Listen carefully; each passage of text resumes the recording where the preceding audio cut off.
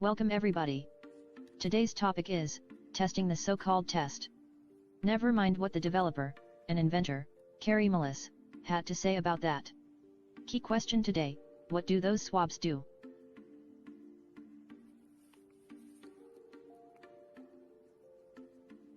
Original, sterile, and clean to make sure everything is, as it is designed to be. Whatever that might be.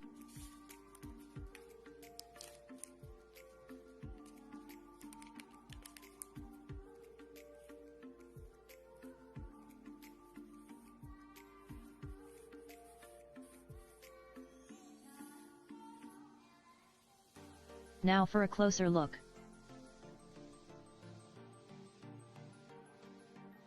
Cotton swab first for comparison.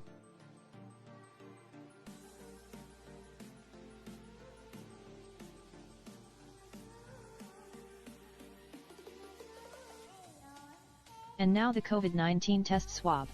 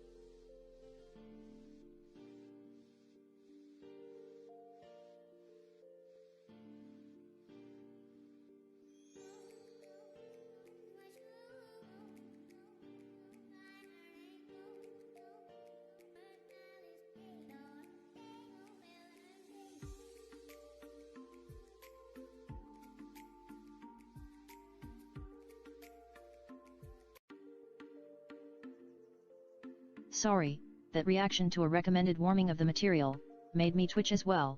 Let's get back to that.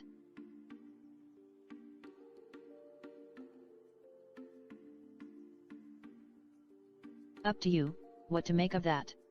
I suggest we move on to try something really insightful. Test some meat, to see, what it actually does to you, in contact with soft skin, or mucous membrane especially. As you can see, the meat is spotless.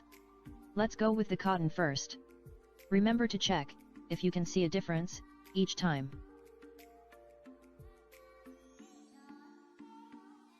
1000-fold magnification. Clean meat. Look exactly, despite really working it, no trace. Now the COVID swab.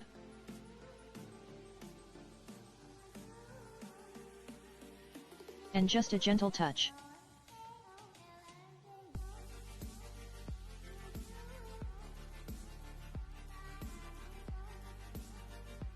You can already see the first spikes that have broken off, on their way into the flesh. Let's have a closer look. Those spikes broke off and penetrated the meat. It took little time to realize. They were everywhere. All standing straight up. When looking at the swab, obviously by design.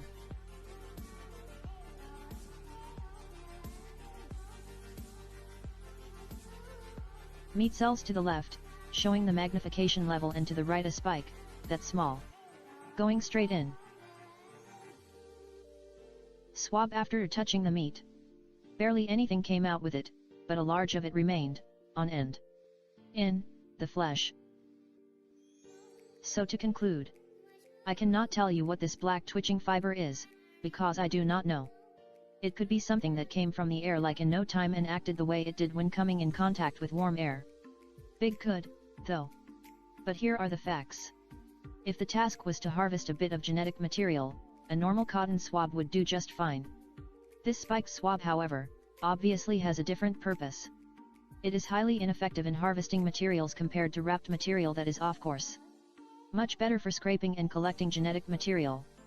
Unlike, for example, trying to clean your ears with a swab that doesn't get the material out, so much as it leaves its material inside. The COVID swab, however, does sting and break, the exact opposite of what you are looking for when trying to get something out of something. Instead of leaving half your tool, together with the material, you claim to want to harvest, inside. So if anything, the swab is a delivery system and not a harvesting tool. It leaves large amounts of itself, at where it touches skin and flesh, and this material stings, and penetrates, even moving further in, over time, according to my observations. What those spikes do, or what they deliver, is beyond my testing capacities. I can only prove to you, that they do break off, and are designed to do so, to remain in the body for whatever purpose. And that there must be a distinct motivation behind that, because from a practical point of view, it is countless times harder for you to make something that small, with each part standing up straight, when you can achieve your goal already by just bluntly wrapping cotton around a small stick, and you are good to go.